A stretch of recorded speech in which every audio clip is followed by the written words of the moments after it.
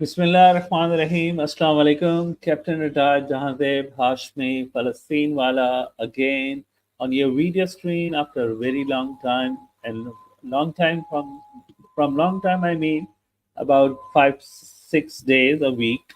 So I hope everybody is fine. My viewers, my audience, my fellow men, and all those who are watching me for the first time, they must know that I am a interviewer from Karachi, Pakistan. Mhm. I do podcast and I am a peace promoter. Today with me is someone who is a coach.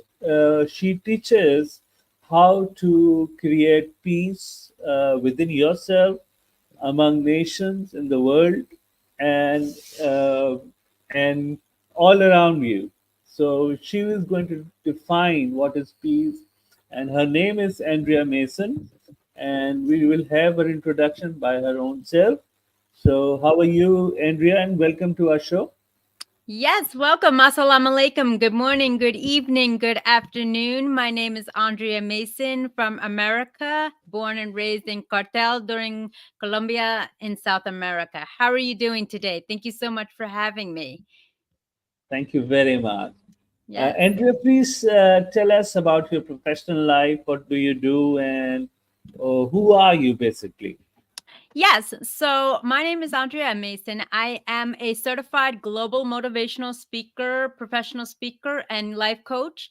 I'm an alumna of Les Brown, and one of the top motivational speakers of the world, my legend, as well as an author of the newly released book, Victim to Victorious, as well as the creator and innovator of the life transformational journey called Press Play Plan Life According to You, LLC. My mission and message is to bring the world together, to bring solutions, to bring positivity, and to bring individuals closer together to understand that they are more alike than anticipated, and that through life's adversities, they can create their own identity. Back to you, sir. Brilliant, brilliant, brilliant. I really like every word of it.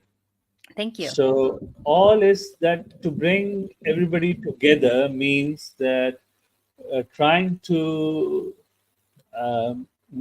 arrange peace and tranquility and harmony.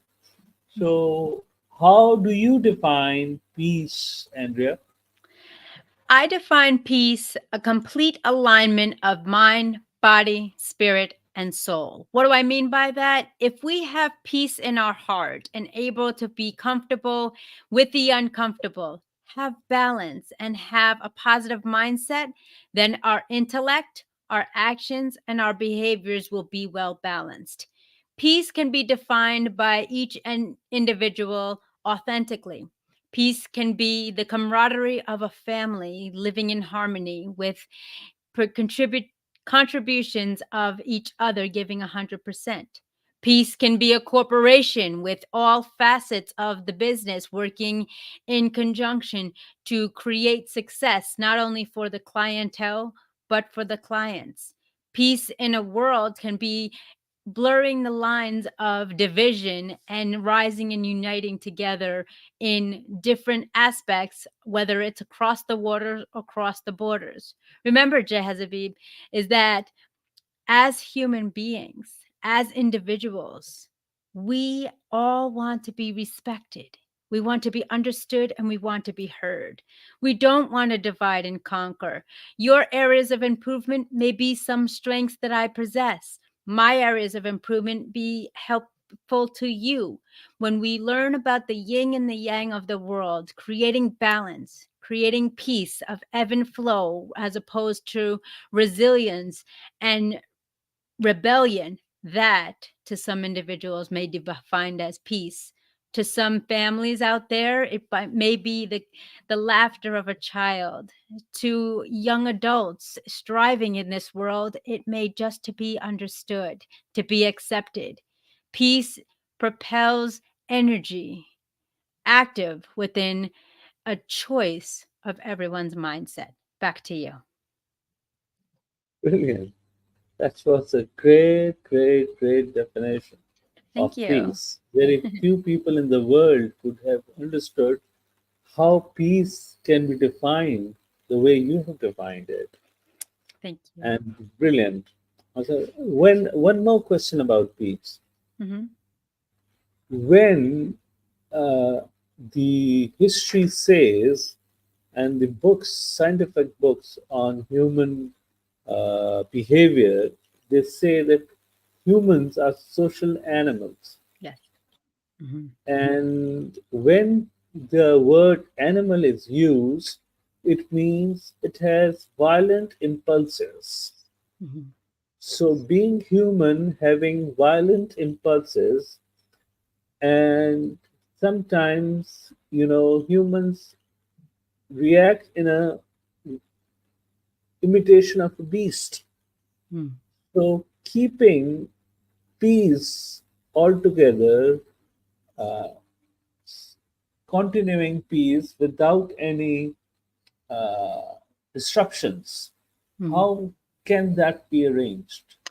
That's a great question. Inner peace is that of balance. Inner peace, in some definitions, is having complete patience and silence, listening to your own heartbeat, putting your hand over your chest, reminding yourself, yes, you are human. Yes, you are a creature, but are you a creature of habit or creature of change? Peace can be inspired by going out into nature, listening to the sounds of silence, listening to the sounds of nature.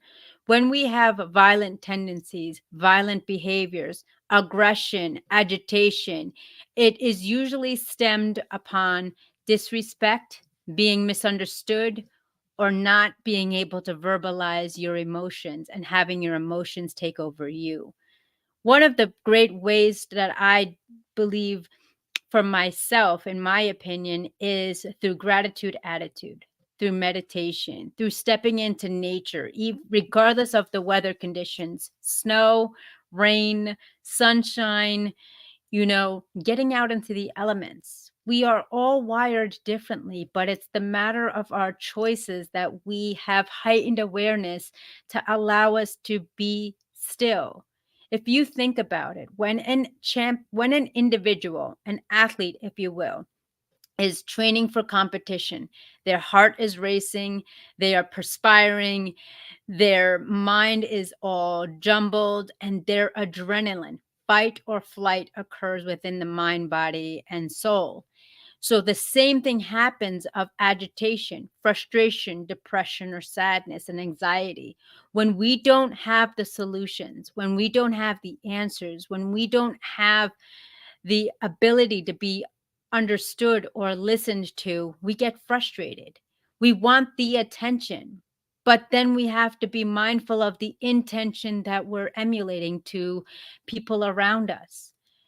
Violence occurs when we get angry, but we have to get to the root cause. We talk about solutions, strategies. What is the root cause that is getting you angry? And if you are angry or agitated, do it in a respectful and civil manner. Scream into a pillow, go out into nature and run your energy off. Get those endorphins running. Or have a heart to heart conversation and say, look, I have to vent for a moment. I have to share my thoughts because they are bottled up and I need some healthy, safe way to release it. A lot of individuals today are sad, depressed, anxious, and fearful.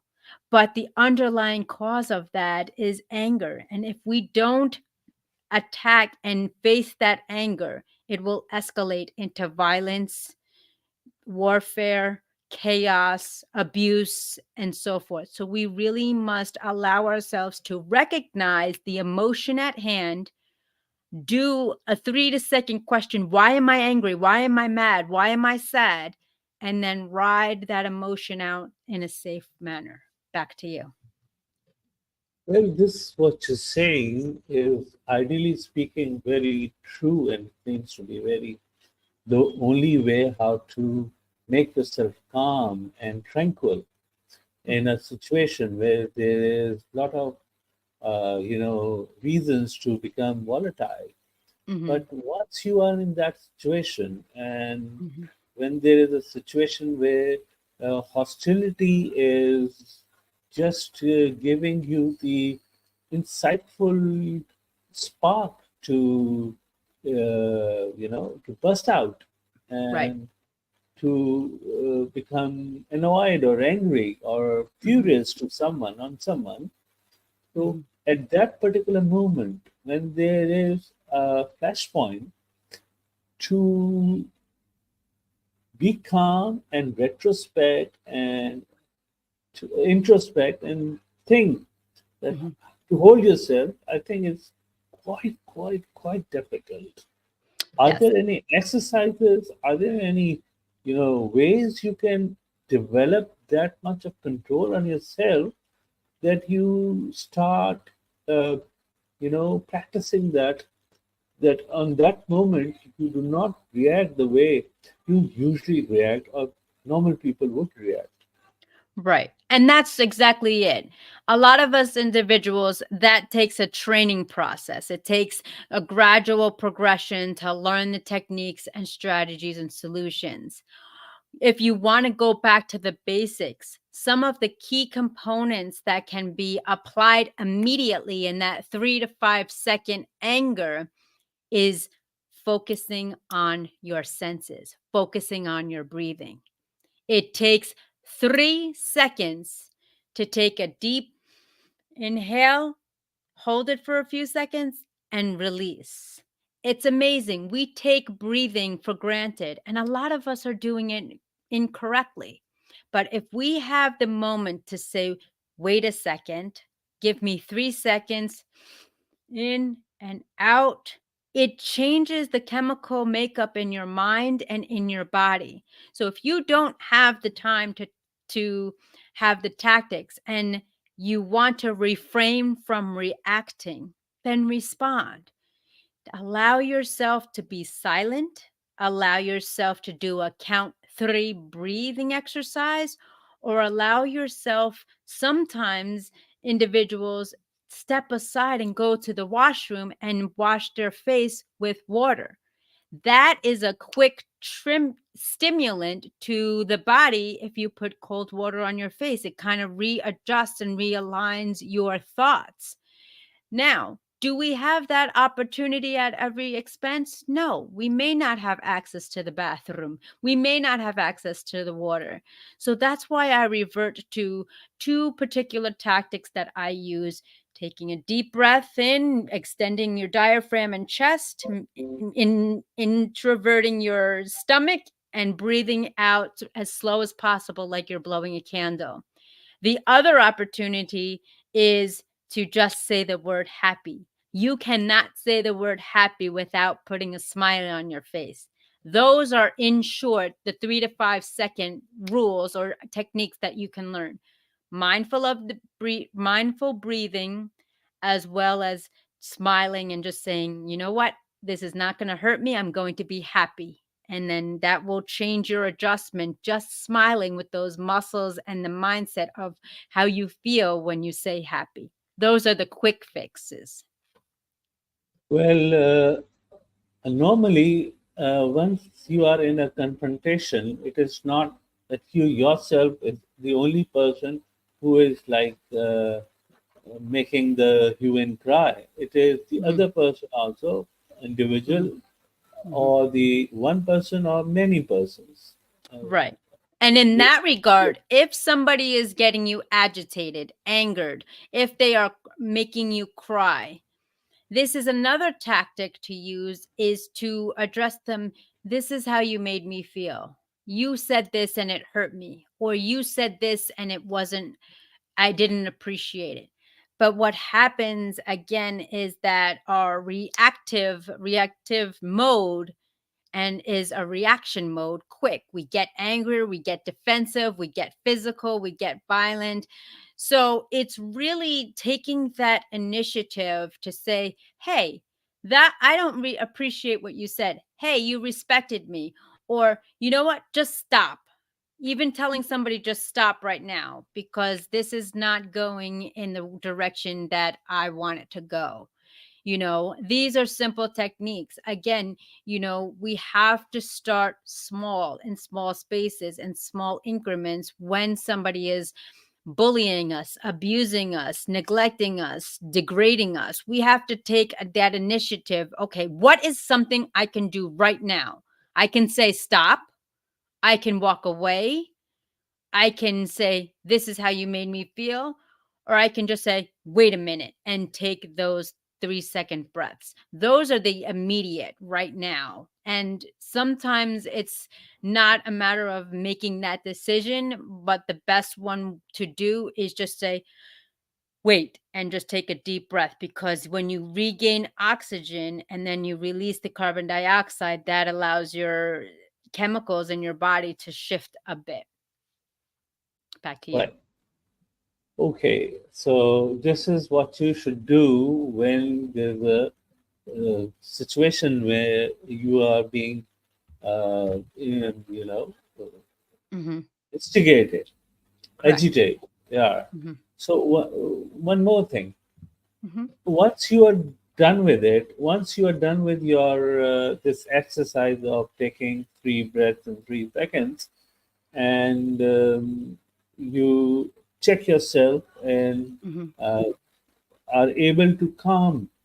But Mm-hmm. if the situation carries on Mm-hmm. and do not have space to leave that place, Mm-hmm. and the situation is carrying on, Mm-hmm. and it is like lasting for 10 minutes, Mm-hmm. and you cannot escape that place, Mm-hmm. then do what?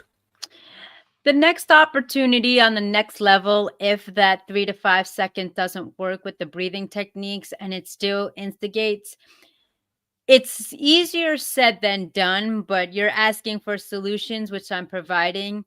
Another opportunity, what you could do is shift the frequency of the conversation, the energy of the frequency. As human beings, we reflect or deflect, or whatever you feel, we can also attract energy. So if I come and speak to you, hey, how are you doing? And your energy is low, I'm going to be more apt to bring your energy up. I'm excited. I change topics to something positive. My tonality, my facial expressions, my nonverbal cues, my energy is so elated that the other person can meet you. If you are aggressive and you don't have that ability on the receiving end and you go at it, it's just gonna escalate like a volcano or a tornado and just erupt or be in a turmoil. So understanding that you are energy beings, we are light beings. If we have the potential to kind of pinch ourselves literally just gently on the leg or something and just say, okay, you know what, it's getting aggressive, it's getting us, agitated here, I'm going to stay calm and I'm just going to let the person get it all out. One of the triggers that individuals cannot sustain is when somebody is at a level of toxicity and the other is at baseline, is what we call it, peace, stability, because there's no energy retracting. So that person who's on the top getting agitated is 9 times out of 10 going to get exhausted. They're going to run out. Well, why aren't you saying anything? And if you just sit there still and silent, they're going to run out of words. They're going to run out of energy. And they either may come down to meet you or just dismiss the whole conversation. It's Brilliant. understanding the energy. So if you're coming at me, you're agitated, you're aggressive, you're making negative statements, I'll just sit there, flat affect and calm, and just wait until you're finished, not reacting. That is the key component, is to not react, to respond, because when we react, we can either add fuel to the fire, or if we can get them exhausted, they will meet our energy. Back to you. Brilliant, brilliant, brilliant. Now, we were, since the start of this interview, we are talking about individual quarrels and individual peace matters. Mhm. What my question now is that what about nations? Mhm. How to bring solutions? How to bring peaceful solutions among nations? How Ex- to stop? How to stop uh, governments or people who are governing governments or Mhm. ruling the rulers stop uh, their unfair treatment with other nations by use of power. Yes, the best way to understand that is understanding as a community. So I'll go through the three tiers: the community, the leaders, and then everyone else outside. So, first, let's start with the leaders. If there is chaos, turmoil, and problems in the leaders, amongst the leaders have to understand where they're coming from. Why did they step into their title in the first place? Was it dictation, power, rule over others? Or was it to lead a community, a country, a continent, a nation for the greater good? And when the leaders realize and have to kind of check themselves every day, every moment, I am a leader for this reason. This is my role. This is my calling. This is my mission. And this is my message. And they have to make sure that they are following through with that, whether good, bad, or indifferent, that they're following their words, they're following their teachings, and their also behaviors are reflecting what their mission and nation's statements are. If the leaders fall short of that, that's when chaos occurs because they're not fulfilling their role as a leader. As a leader, defined by anyone, is guiding individuals, having followers, fulfill a message, mission that is for the greater good. Now, each leader has a different definition: to rule, to gain power, to change infrastructure in the world, to decrease or eliminate poverty, to educate their community and their villages and nation. Whatever that calling is, they have to hold true to it. So the first umbrella to avoid chaos and violence and discord amongst other ones is standing tall, if you will, a cliche is practicing what they're preaching, that they are supporting their followers, that they're supporting their nation, that what they say they're going to do, they're going to follow through, and that they're going to fight for that freedom. They're going to fight for that valor to make sure that their community, their people who have selected them to be in that role, are supportive of them. Usually what happens amongst leadership and nation discord is that one has something that the other doesn't want, and they want to obtain that power, they want to obtain that right, they want to obtain that mission or mindset. So again, it starts with the leaders. Amongst the discord amongst the leaders, the leader must stand true to what their morals, ethics, and values are, and make sure that their behaviors are in alignment for that, and that they're standing up for their country or their community served with the other nation involved. Next tier, let's go to the community. There's more of the community than there are leaders.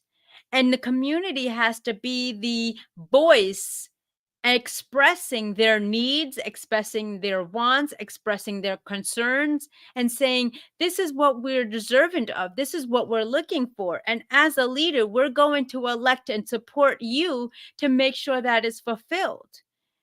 Because what happens is if we don't have a sound structural leader, the community at any given time, when that time turns, can change the leader. But then we also have to look at the community. Is this the best that we can get to put in that position? Should we change the rules to get somebody who is more qualified, who is more in alignment, who behaviors match their words and their belief systems? This is what we have to be mindful as a community. Like I said, there's only a certain amount of leaders in the world, but the communities are vast. And at most times, you're going to have over the course of service of the leaders trial or servicing period, different individuals coming under your community. And those may be from other countries, other beliefs systems, other religions. And you have to be mindful of your audience. And then when we go to the vast nations across the world, they say, be the change in the world you want to see. Ladies and gentlemen, there's a billion plus people on this planet, and only a small percentage are in the leadership roles. If we start in the comfort of our own home and immediate family, making the right choices, making the right decisions, and truly believing with our heart and mind combined, that's what's going to make the world and leverage the world for world peace. Understanding that there's differences, understanding that we're at different levels, but understanding the underlying thread is we all are part of the book of life, which entails being understood, being respected, and being heard. And if we can combine that across the world, across the waters and borders, that we are all people of humanity and we want nothing but the best, that your difference is different from my difference, but I'm willing to understand. Maybe I might not be ready to conform. Maybe I can agree to disagree, but I respect you as another human being, that your circumstances where you're living right now with your conditions is different from mine. I'm not better, worse, or worse off than you. We're always going to find that different levels amongst humanity. But it's what are we doing as a whole to make everybody live a life of peace and prosperity? What are we doing with our children at the dinner table? What are we doing in our villages with the food consumption and clean water? What are we doing in the mosques, in the churches, in the communities? What are we doing on the political realm? What are we doing on the logistical realm? It all starts with the choice that you make every day. Am I going to react or am I going to respond? Am I going to take action or am I going to be inactive? Back to you. Okay, but my question is that if you talk about individuals Hmm. and who are going to, ascertain that it is their reaction which will decide whom should they vote for or whom a person should govern. Hmm. Like what I mean is, yes, you were saying something. Oh, no, I'm listening. Go ahead. What I mean is that the communities are large, Hmm. are the world citizens, and the leadership roles are being performed by few of them. Hmm. But these people are being chosen and selected by communities. Hmm. For example, I'll come straight to the conflict which is happening these days in Gaza and Israel. Mr. Benjamin Netanyahu Hmm. calls himself Mr. Security, Hmm. and it is his mandate that if the Gaza Strip Palestinians will have their own security or their own government, which will be a self-governed entity, having their own security, economy, and uh, foreign affairs and defense policy and everything. That will be a challenge, a threat to the defense and safety of Israelis. Therefore, they do not. He thinks that they should not be allowed to have their self government. And what he's doing with the Gaza people, like killing children, women, and it's over 35,000 people who have been, uh, you know, killed. And if you do not, uh, if you please allow me to say, they have been massacred, murdered. Mm, mm, So, how to bring peace and convince such a person? Again, I would add to this, 57% of the people from Israel think that Benjamin Netanyahu is doing right. They mm, think killing they think killing infants, and they think killing children. They mhm, think killing women. They think killing elderly people is right.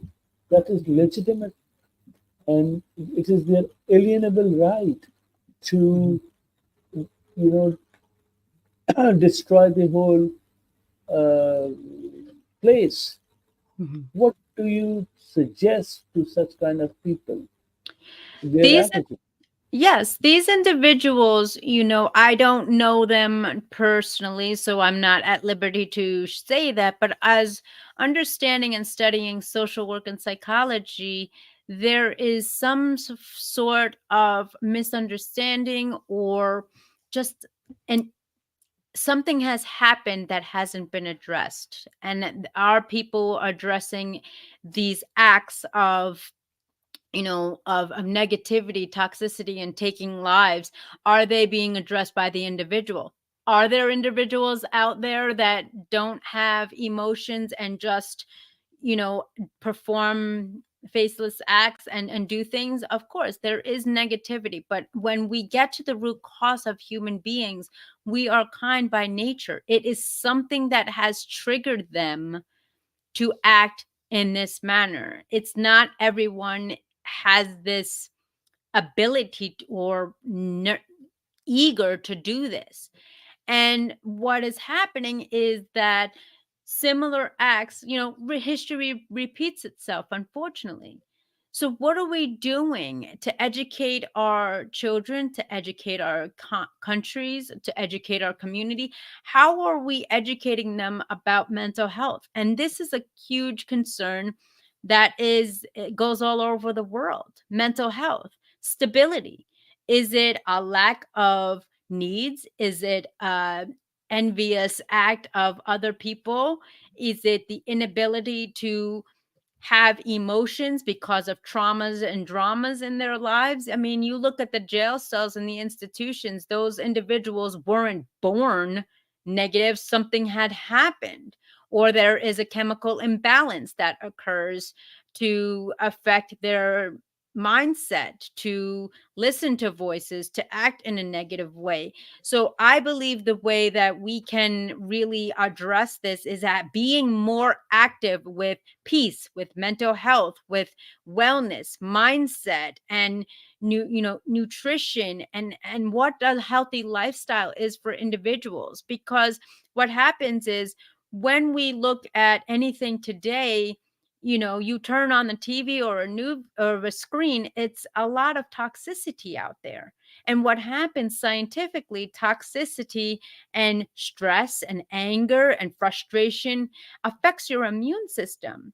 So then you become fearful, your immune system is weakened, you get more fatigued, you get more palpable to being sick, more prone to being sick.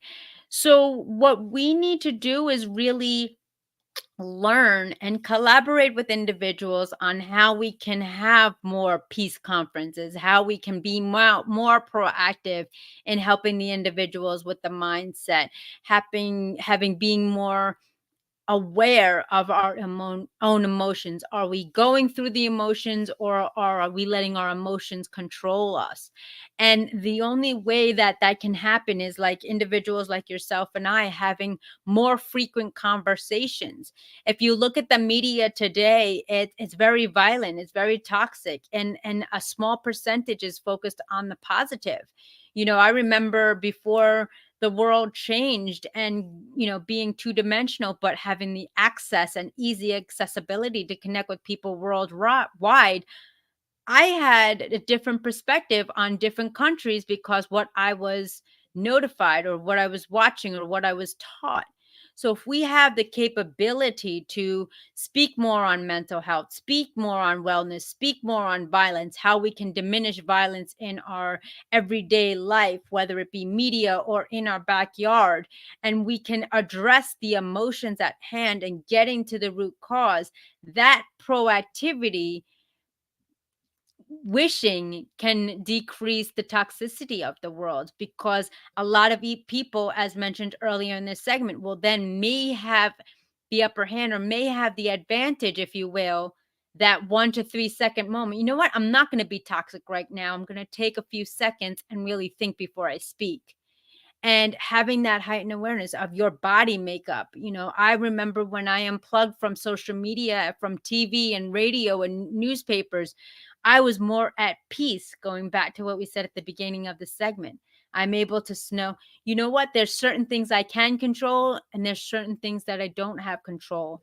But if I know that my mindset is clear and my mindset has the attention and intention for positivity, I'm going to spread that everywhere. I'm going to heighten the awareness for individuals to not react.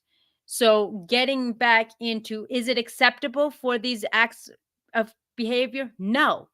Is it preventable? Yes. But is it going to happen overnight? No. What can we do to heighten the vibration, the frequency in the world, to stay more positive, to focus on more positive, to learn more about ourselves, to learn more about our community, to avoid conquer and divide and start rising and uniting? Back to you. Yeah, you're right. Mhm. And what I say is that this is not going to happen overnight, as you said so. Mhm.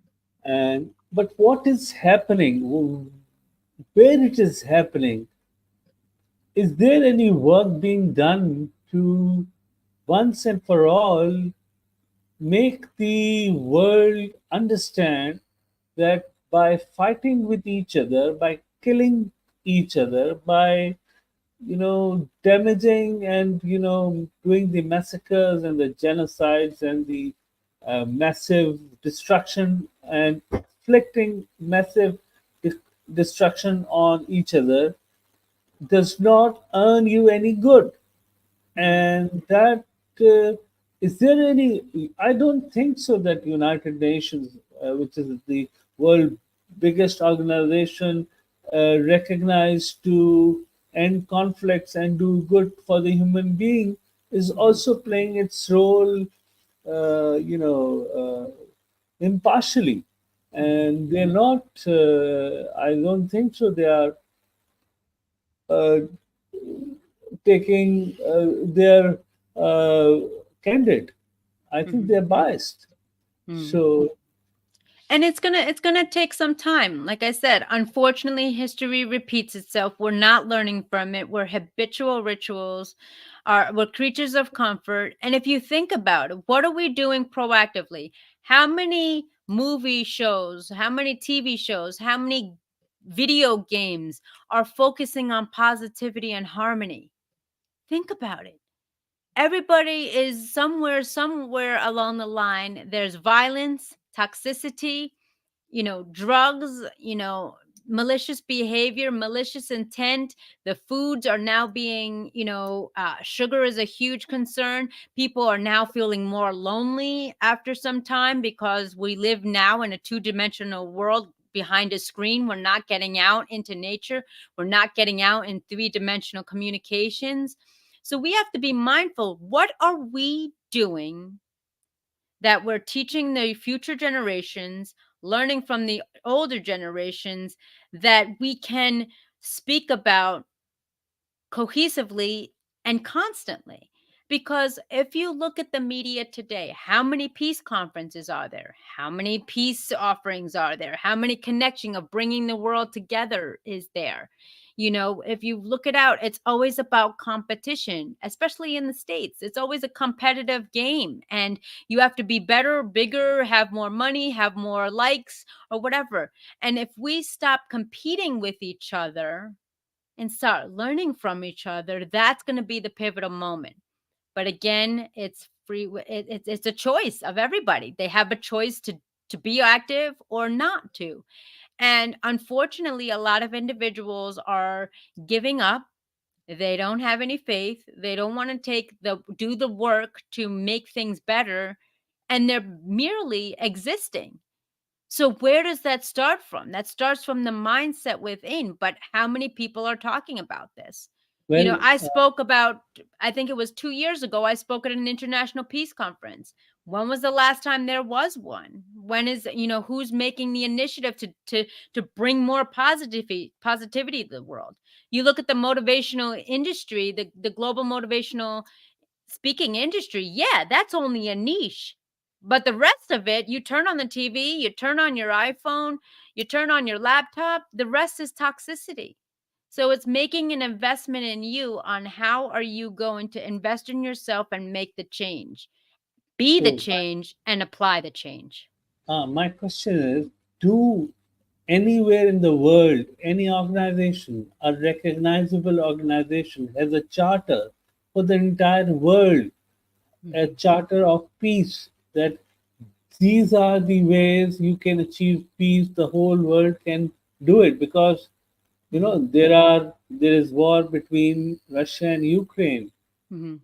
There is war between Russia and European Union, because they're building up tension. There's a Mhm. war between Israel and Palestine. There's a war, 20 years war between America and Afghanistan. And Americans invaded in Afghanistan, Iraqian. Mhm. There's Syria. So there's so many wars everywhere in the world.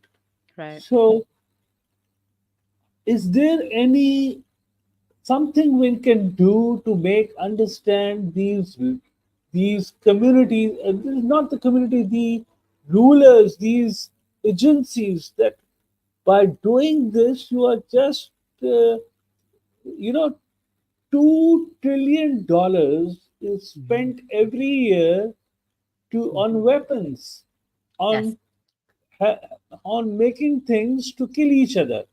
If Yes. those $2 trillion are spent on food, Mhm. health, and education, Right. world would be a different place. Yep. You're absolutely right. It's quite alarming when you do the statistics of what people are investing their money into and where the money is going. That's a big concern. And that's where we have to figure out, what do we do as a community to salvage that or redirect that? And unfortunately, that's going to take some time. Is it doable? Yes. Is it impossible? No. But again, it's formulating more groups, educating more groups, getting the money, getting the funding, because of course you're right. If you redirect that, you can save two-thirds of the world, with the proper mindset. But again, it's everybody, it's a question of, are you going to talk about it, or are you going to do something about it? And a So lot of are you people will tune in and listen, but then what actionary steps are they going to take after they watch this connection? being a peace promoter? I want to learn from you Mhm. that I am working for an organization, I'm being paid for my work, Mhm. and my duties are to do interviews and do podcasts. Mhm. And apart, is it my requirement? What else should I do to make this world a peaceful place? What Mhm. what I'm doing is doing interviews and podcasts and Mhm. trying to make the world aware that this is what is needed the most: peace and tranquility and harmony. Mhm. But what else do you suggest that I should do in order to achieve my goal? The cliche goes, it's a village to raise a child. So if we look at this peace mindset as a child, and we learn how to connect with individuals, we learn how to create events to heighten the awareness, that's what's going to help the longevity of this mindset and grab more and more people. When I started this industry some years ago, I didn't realize how far it was going to get that I had the ability to speak on every continent. But what I just kept doing was with consistency, with persistency, passion, dedication, and determination is just constantly speaking about it, constantly finding individuals that are going to be in alignment with your message and emulate that worldwide. Yes. Are you doing with that podcast? Yes. Are you doing that with live shows? Yes. Are you doing that with your connections and getting paid for it? Yes. But it goes a lot beyond that. It's not just the work, it's the belief system in having it. Like I said, be the person you want to see the world become, because it starts with you. And if we can tap into the younger generations that are coming, that are going to take care of us and going to lead the world thereafter, we have to be mindful. Is everybody receiving the message? Is everybody on the same page?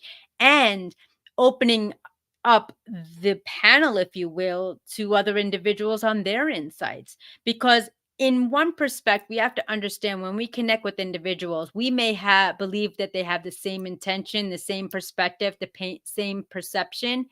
But until you have that one-to-one live conversation, you may realize they might have a different mission or a different angle to approach. And so what happens is, you start off small. You start with the nucleus. Okay, I want inner peace, I want world peace, and I want spiritual healing. I want the world to live in harmony. Okay, that is your message. That is your mission. Well, what do you need to do? You need to branch out with like-minded individuals across the world, across the borders. And then it's just like, pardon the pardon the cliche, it's just like a commercial. It's just like an ad.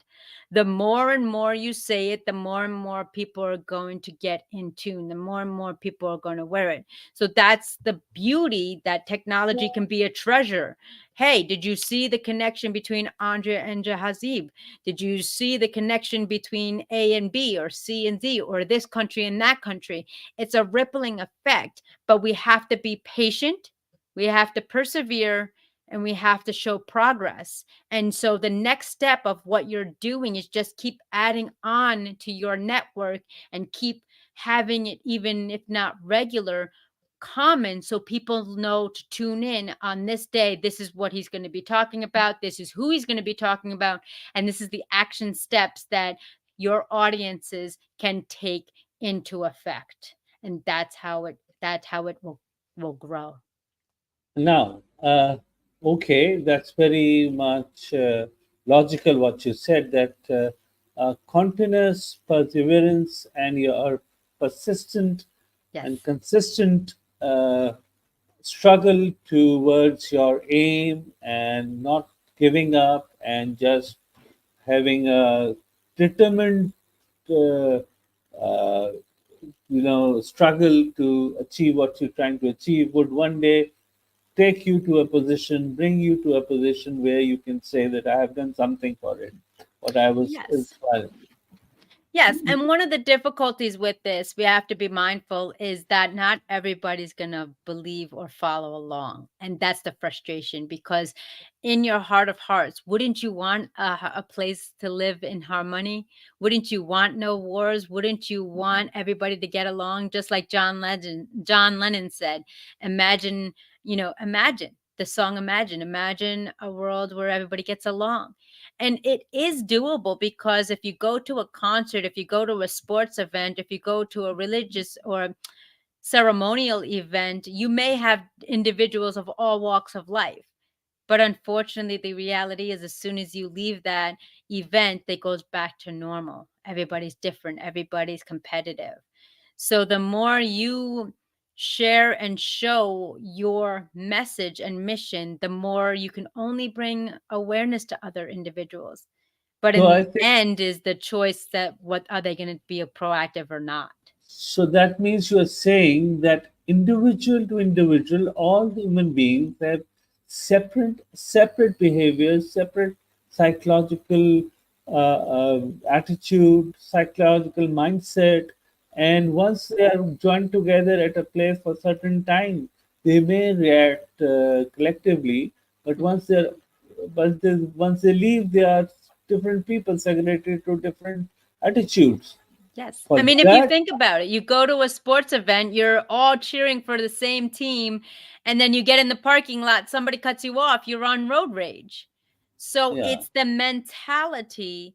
And again, it goes back to the science of energy, vibration, frequency, and emotions, the light that we have within to emulate to others. But again, it goes back to we have to be logical. Individuals have the choice to deflect the light and not be part of it, or reflect it and pass it on to others. So I think that for that, as all the human beings of the world are different, and once they leave the football ground, they are different individuals. Yes. So to control everybody in a country, like there's a country like China which has over a billion people. There's a Hmm. country like India which has over a billion people. There's a Hmm. country like Pakistan who has over 200 million people, Hmm. right? So such a huge populated countries, for Hmm. them, uh, why I'm saying that, for example, China is a different, a big country, population wise, the biggest country Hmm. in the world. Now, every individual is separate uh, uh, mindset, Hmm. but what can control them to remain peaceful, live peacefully, Hmm. and to live in harmony, tranquility, and for a single cause? What is that make them live collectively?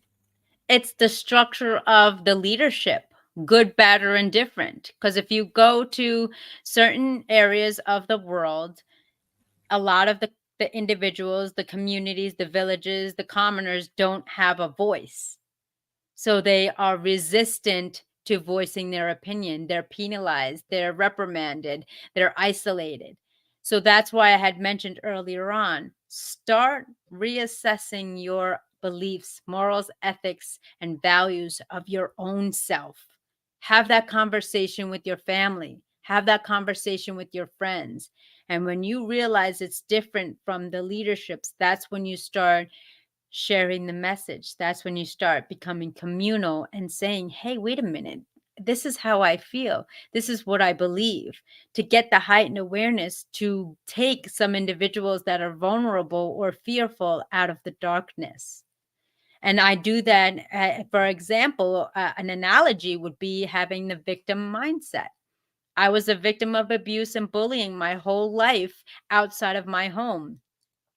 And so when I realized that, wait a minute, my actions were not of my fault, it was somebody else's ability to have power over me. But then when I realized that I'm not going to give that power to somebody else, I'm my own human being, I have my own morals, ethics, and values. Then that's when I was able to shift my mindset. That's when I was able to no longer be a victim of abuse and bullying, because I took the initiative.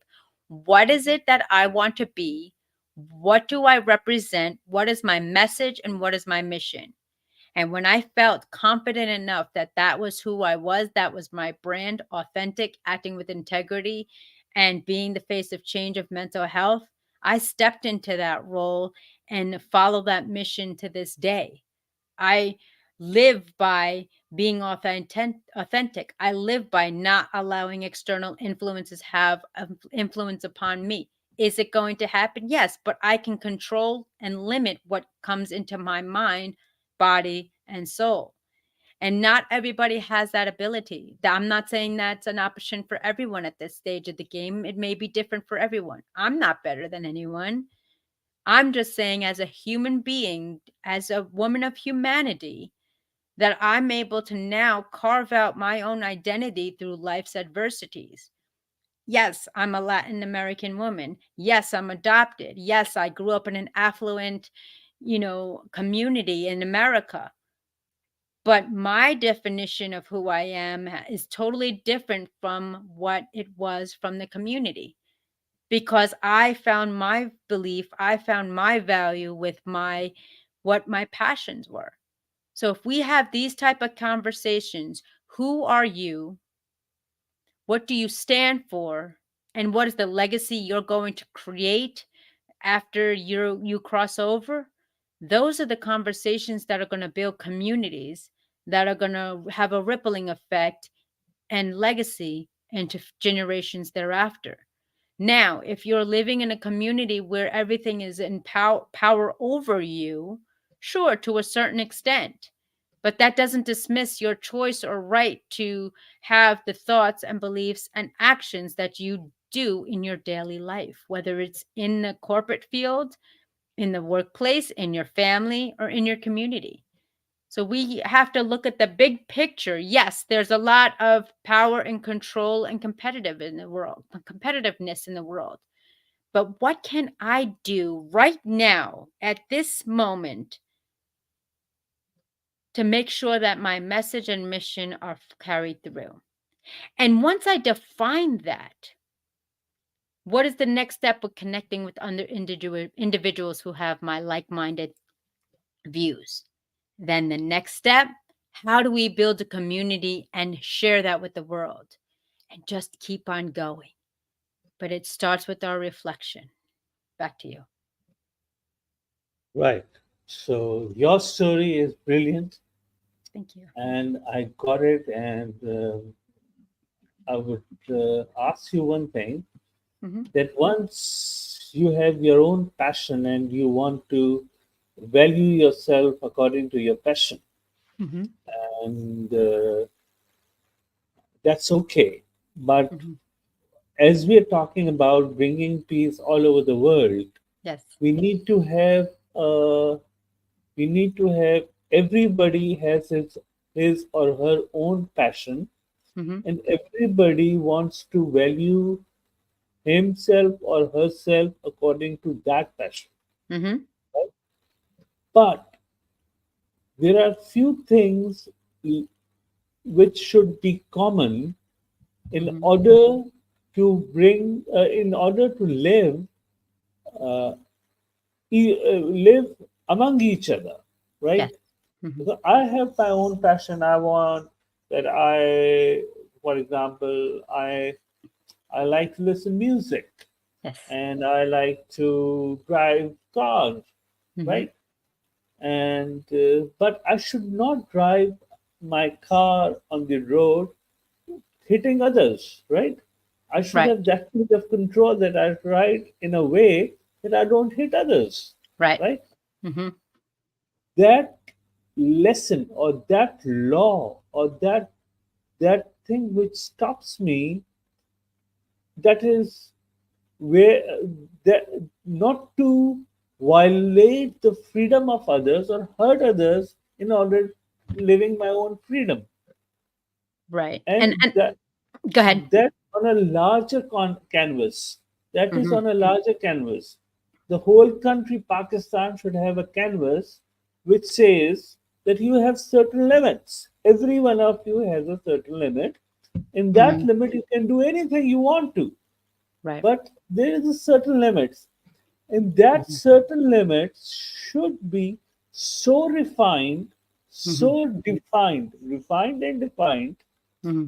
that should uh, uh, bring out a cause which gives you uh, which gives you gives you respect Hmm. within yourself and Hmm. among the nations and the uh, countries around you and the world as a whole.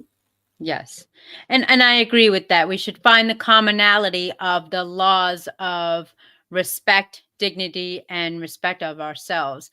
And one of the teachings that I learned was the 12 laws of the universe. Law of the divine oneness, law of vibration, law of action, law of correspondence, law of cause and effect, law of attraction, law of compensation, law of perpetual transmutation of energy, as we mentioned before, law of relativity, law of polarity, law of gender, and law of rhythm. Pardon me, I was just referring to that. And when we realize that we all have differences and we all have passions and mindsets, we also want to be cognizant of the common ground of what is right and what is wrong. And what we have to be challenged is when we do that, is someone's right, maybe someone's wrong. And Exactly. that's where we find the diversity. That's where we find the discord. And so we say, you know, everything by learning and understanding and researching. Well, why is this good? Why is this? Why do you feel this is right and this is wrong? Is that effective communication, effective listening, of understanding the root cause of why they feel that way? I can't tell you how many times I've connected with people along my life, and I said something was one way, they said something was the other way. But it wasn't until I mustered up the courage in a civil, respectful manner. Well, what drew you to that conclusion? Why do you feel that it's wrong? Why do you feel that it's right? And then I had the ability to have the choice to agree to disagree, or to agree and say, wow, I didn't think of that perspective. And those are the extenuous conversations we have to have with the connections as we're building the community to become proactive instead of inactive, understanding why the rationale behind their decisions and actions. And now coming back to the international scenario, Mhm. once we are talking about a law of commonality, Mhm. which is so much defined that it brings the best, uh, it cultivates the best performance of human beings within that law of commonality. Right. So, Right. which do you think these days, currently, in the entire world, which country has the best law of commonality in vogue Mhm. these days? Well, I think the best law of commonality is, what is their intention? What do you feel is human rights? What do you feel as a human being is deserving of the way to be treated, the way to be spoken, and the way to live your life? And that's going to be different in every culture and every aspect based on their resources, their access to education, and their access to, healthy foods and clean water. It's going to be Sorry. different. So, learning about that. Yeah, but what I'm saying is, Mhm. all these countries of the world are living in 2024, the second Right. millennium, right? Right. And what I'm saying is that the advent of technology, Mhm. digital technology, has brought this globe into a Mhm. village. Right. The communication is so much vast that sitting here, I'm talking to you, you are somewhere in America, Right. right? And we are talking since past 1 hour, 2 minutes, and I have enjoyed every minute of every bit Yes. of it, right? Yes. So, but what my question is, and I want that you should answer this, that because there are advanced countries like America is a very advanced civilization. Mhm. European countries are very advanced. They are Mhm. financially they were very strong. Mhm. Uh, the Russia, China, Far East, Japan, Mhm. Australia, the Middle Eastern countries are very wealthy countries. Right. Which country? It's not only the culture. Mhm. Acha, okay, let's include the culture also. Which country do you think is able to claim that that law of commonality has provided that country citizens the best of human uh, excellence, Mhm. and has made that country respectful in the eyes of rest of the country, and can be called as the super example of governance. Hmm. I think it's a great question that you pose because, again, it's just like anything. It's we have access to technology, which allows me to speak to you across the world, right? We have the ability and resources in America for further education, to have, the funding for schooling and healthy food and water, and other countries don't have that resource or that infrastructure. But then when you look at it, it's just a matter of, again, going back to the choice that the individual has or doesn't have of how to use their tools and technology. Technology has can be a tool or a weapon, and it's how you use it. And so what is happening is individuals around the world, from my experience and connections, they may have access to the internet, but they can barely have food on the table, right? They can have access to speak to individuals across the world, but yet some women in certain cultures aren't able to work. It's from the extreme limitations. So it's really, where does the line get drawn on how to use their knowledge, their tools and technologies in an effective way?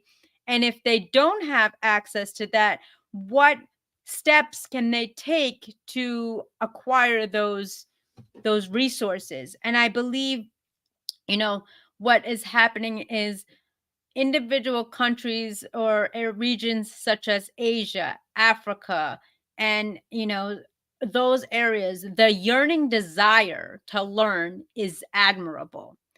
And then you go to, like you said, the more, you know resourceful regions of Europe and America. We have everything at our fingertips, but the motivation and mindset isn't there. It's the spoiler, the entitlement.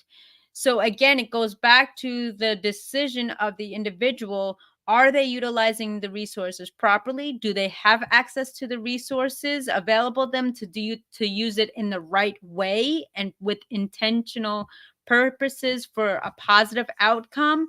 Or is there limitations all around, and only certain individuals have, I would say, access or the right to voice their opinion? Does that make sense? So I hope you are not limited with time. I'm asking questions again and again. No, I do have a few more moments until my next connection. So, yes, I do have a few more moments. Right. My next question is then, if how can technology and this advancement and this spread of digitalization, the advent of artificial intelligence all over the world can influence peace? Mhm. Great question. Artificial intelligence, as well as access to the internet and all the different apps and programs out there, again, it's utilizing the individual behind it. Because if you think about it, a laptop, a cell phone, an iPad, a TV, a studio, is all tactile, materials. We have to get to the mindset of the creators behind it. Is artificial intelligence positive, and how can we use it in a positive light? Is technology positive? How can we utilize it to perform positive acts? This is what we have to question because, you know, I know in some regions they don't have internet access all the time. It's unreliable and unstable. I know in some countries they don't have, you know, media programs on the television. I know in Europe they don't talk about prescription ads on TV. So we have to get to the human part of it, the human component.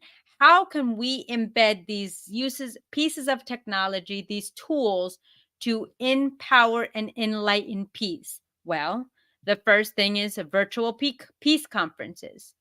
The next thing is understanding your neighbors. What do other countries need that another country can provide? How do they get access to it? How can they provide? How could they receive the information or the materials? Another act of peace is, what are the actionary steps that individuals can do in the comfort of their villages to gain or create clean water? How can they use their resources around them, going back to the indigenous lifestyle, to eat healthy food, to have an abundance of food based on their natural habitat? What is the intellect component that people have available if there are laptops in school, or if there is a connection to have a cell phone where somebody can talk to them and educate them how to increase their mindset, how to be self-reliant, resourceful, and bring that into a peace component? We all have the materials, and when it, like I mentioned before, yin and yang, balance. Find a community that has the resources that you need, connect with them on how you can exchange it. Find another population that has the intellect. How do you learn from it? And this can all be embodied with peace, with the proper connections and the plan of action of strategies. You want peace in the world? Who are you willing to connect? What are you willing to do? What are the resources? Who are the contact people? What can you do with you in your own home? You can only control your decision. But the beauty of it, the more people you connect with, the more opportunities you can learn about and have available to others. Back to Okay, you. can I call you a psychological therapist? Well, I wouldn't say a psychological therapist. I do have the degrees in social work and psychology, so I do have those degrees in that area. Acha, as a psychological therapist, please tell me what is the percentage of people finding like-minded people? I mean, it could, well, again, and I wouldn't say a therapist, I'm a specialist. I would say it could start as young as 5 to 9 years old. If you're in a young population, you find friends the same age that have the same mindset, you can start creating. With Rian Ala Awala, I have been interviewed by several young men and women under the age of 10, if not, 7 or 10 or around that age. It starts within the home, it starts within your heart. What do you believe? How are you going to apply it? How can you teach it? And how can you find others to share that message? Like-minded people can be as interest of music, nutrition, wellness, artistry, science, whatever it may be. The first step is to find out, what do you love? How can you contribute to peace? Is it by creating a musical event? Is it creating an art event? Is it going online and connecting with it? Hey, everyone, this is what I have an idea. I want to inspire and aspire peace in the world by talking on topics on what your world looks like. Share your stories, share those visions, and then start facilitating and collaborating on how you can make those visions a reality. Great. Well, Andrea, I have not much questions with me because you're so brilliant. Every Thank you. question I ask you, you give us such a comprehensive and such a logical, close to nature, and a very cogent answer. Thank you. So it coerced me to ask you more questions. Well, we But can I jump will on another call and let's schedule it, and I'll be more than happy to answer them throughout. Absolutely. so gentlemen and my viewers, ladies, friends, relatives, fellow men, fellow citizens of the world. Uh, Today we have to end this session because it's been more than an hour, Mhm. and we will have another session very soon. Yes. We will post our dates and time for that session Mhm. on my Facebook, Twitter, LinkedIn, Mhm. and Andrea is going to share her this session on her social media platforms. Yes. So till then, thank you very much, Andrea. I'm so grateful that you came and honored us with your insightful answers and your opinions. I'm so grateful. Thank you.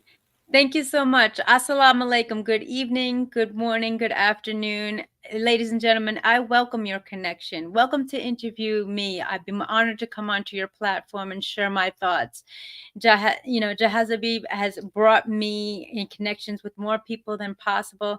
I'm just being honest. I'm authentic and acting with integrity. And I welcome you to, I have a coaching career plus play, plan life according to you, LLC at AndreaMasons.com. I'm on all social media platforms. I recently released my book, Victim to Victorious, that talks about my story on how I found inner peace with myself and am now being where I am today with you, sharing my message, my thoughts. Let's make this world a better place, no longer bitter, and let us rise and unite and not conquer and divide. Thank you so much, Jazim. Thank you very much. बहुत बहुत Take care. शुक्रिया. All right. Be well.